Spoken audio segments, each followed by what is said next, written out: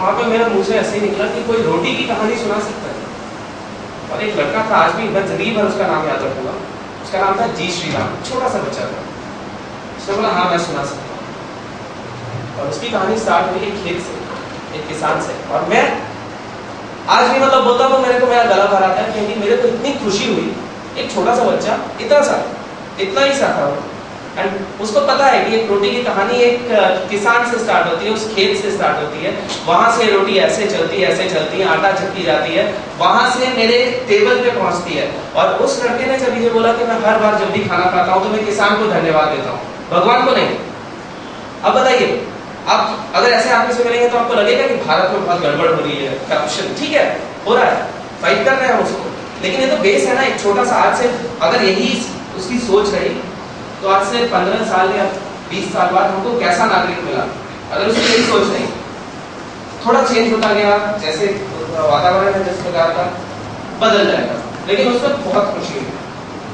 Cities से गुजरा कलकत्ता में घुसते ही ट्रैफिक जाम, ये वो गाड़ी अलग हो गई, बहुत फ्रस्ट्रेशन हो गई, कहाँ रह रहे हैं लोग। तो मैंने कहा कि अब इतना दूर चलूंगा तो थोड़ी अपनी नेगेटिविटी कम करूँ, तो मैं कहीं रोक के खड़ा हो जाता। और मैं देखता था कि ये बंदा मंडे है, 2 दिन फ्रेश है, आराम किया उसने बच्चों के साथ, या कहीं टूरिस्ट स्पॉट पे भी गया होगा। मंडे को जब वो बस स्टॉप पे खड़ा होता है तो हंस नहीं रहा होता। 2 दिन फ्रेश होने का उसको कोई फर्क नहीं पड़ता है। तो 2 व्यूज हो सकते हैं, क्या यार नेगेटिव है ऐसे, लेकिन वो हंसी कम गुम हुई है। लेकिन वो बंदा खड़ा हो रहा है कि फिर वही 5 दिन का रूटीन स्टार्ट करेगा, ताकि वो फिर से वो सैटरडे आए, फिर से वो संडे आए, जिसमें वो अपनी फैमिली के साथ कुछ समय बिता पाए। कब ये जिंदगी खत्म हो जाती है उसको पता नहीं चलता। और ये जो आदमी रोटी पहुंचाता है उसके टेबल में, इसके बीच में बहुत बड़ा गैप है। ये जो बंदा जो ट्रैफिक सिग्नल्स या सिटीज में रहता है, वो कभी भी अपनी गाड़ी ड्राइव करके उस किसान के पास नहीं जाएगा सिर्फ 2 लाइन बोलने के लिए कि भाई तू जो काम कर रहा है उससे मेरी रोटी पहुंच रही है, बहुत अच्छा काम कर रहा है। और कुछ नहीं, कोई किसी भी किसान को जो आज मुझे जितने मिले उनकी समस्याएं हैं, लेकिन वो असहाय नहीं है, गरीब नहीं है, मजबूर तो बिल्कुल भी नहीं है, बहुत हिम्मती है, लगे हुए हैं। वो चाहे ऐसे किसान मिले, जैसे आप लोग सोचते होंगे कि जमीन भूमि अधिग्रहण वगैरह। एक छोटा सा किसान, 6 बिस्सा जमीन है उसकी, 6 बिस्सा बहुत छोटी जमीन होती है। उसके पास एक आदमी आता है जो बहुत पावरफुल है, बोलता है तू भाई मेरे को अपनी जमीन बेच दे और तेरे को मैं शहर में एक नौकरी दे दूंगा जो 1,500 रुपये महीना देगी। वो सोचता है यार धूप में मैं रोज खटता हूँ, काला हो जाता हूँ, उससे अच्छा वहाँ दरबार में खड़ा रहूँगा, छोड़ ये खेती। 2-2.5 लाख रुपया लेता है, चल देता है किसी शहर की ओर। उस जमीन पे एक बड़ा सा टेक्निकल इंस्टीट्यूशन बनता है किसी गांव में। लॉन्ग टर्म में क्या होता है, वो जमीन खेती वाली जमीन थी, वहाँ पे एक बड़ी सी बिल्डिंग बन जाती है, वहाँ पे पढ़ाई होती है, अच्छे स्टूडेंट्स निकलते हैं, लेकिन एक जो थोड़ा बहुत गेहूँ चावल निकलता है वो बंद हो जाता है। आंध्रा में मुझे एक गौतू लच्छना करते हैं, उनके बेटे अभी एमएलए हैं, 5 टाइम सिटिंग एमएलए थे। उन्होंने अब एक इन्फॉर्मेशन दी कि आंध्रा के जो एग्रीकल्चर मिनिस्टर है उन्होंने बोला है कि आज की डेट में कल्टीवेबल एरिया जो है वो 50% घट गया है आंध्रा में, 50%। अगर ये सच है और अगर यही ट्रेंड बना रहा तो आप सोचिए, तो हमारा 50%, यानी कल को जो 1 रोटी या 1 केजी या 1 बैग आटे का होगा उसके लिए भयानक कंपटीशन होगी, नीलामी होगी, जो सबसे ज़्यादा अच्छा प्राइस देगा वो ले जाएगा।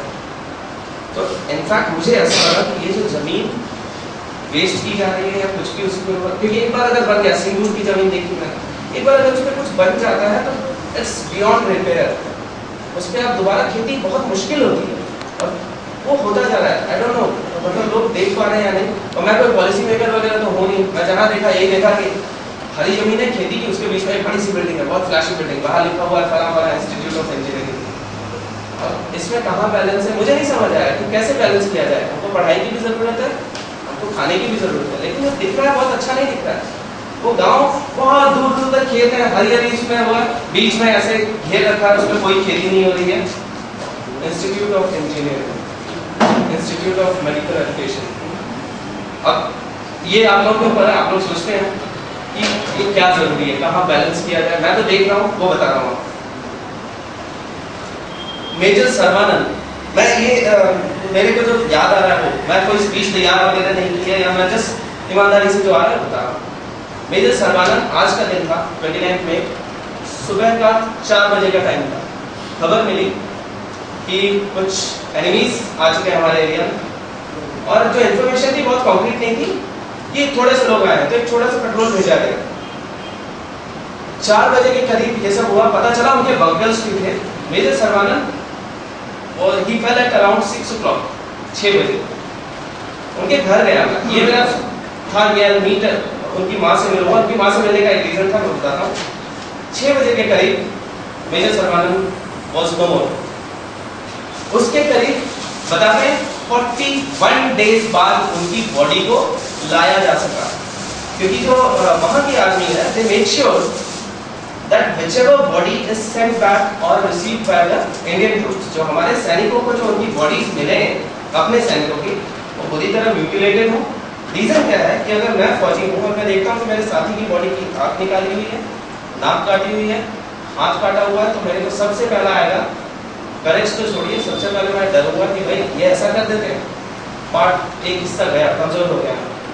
उनकी फैमिली को एक प्रॉमिस करने को कहा गया कि आप लोग कॉफिन को खोलेंगे नहीं, जैसा ये डब्बा है उसको वैसे ही उसका दाह संस्कार करते हैं। एक माँ अपने बेटे की, एक बहन अपने भाई की डेड बॉडी को रिसीव करती है, क्योंकि उनके घर में कोई और मेल मेंबर नहीं है। उसकी अंत्येष्टि करते हैं।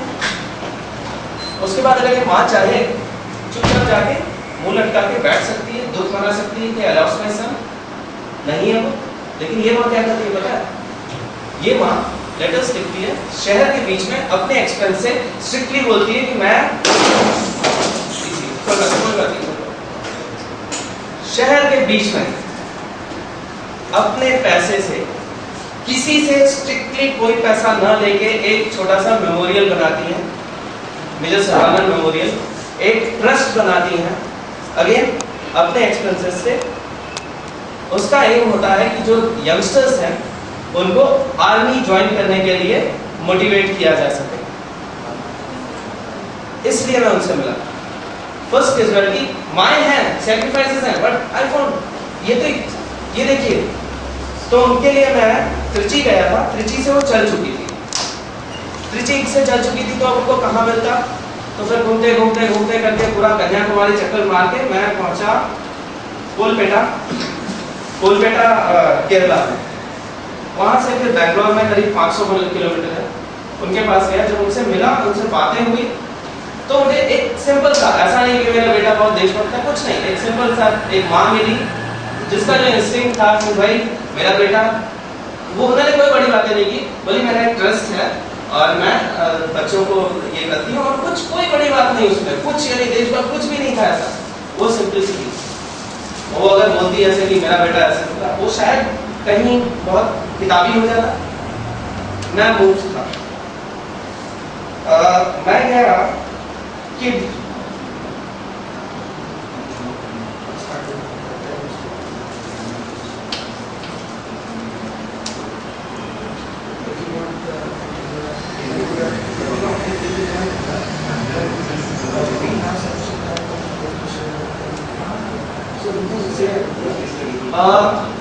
Prakash ji will say a few words because I think he has to go.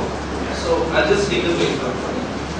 आप चाय पी लो, और आपको जाना है। बोलना नहीं है, मैं सिर्फ मेरा चले हो। आप 2 शब्द आपका बस आप पी लीजिए, चाय पी लीजिए।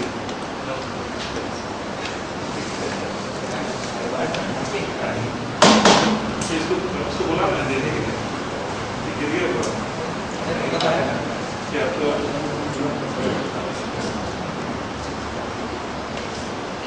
आदरणीय हरपी सिंह जी और मित्र शैलेश पांडे जी, वो जिस रंग में खोकर बोल रहे थे, मैं उचित नहीं समझता था कि मैं बोलूं कि न जाऊं, लेकिन उन्होंने कहा कि जब सभी अर्बन एरिया में इतना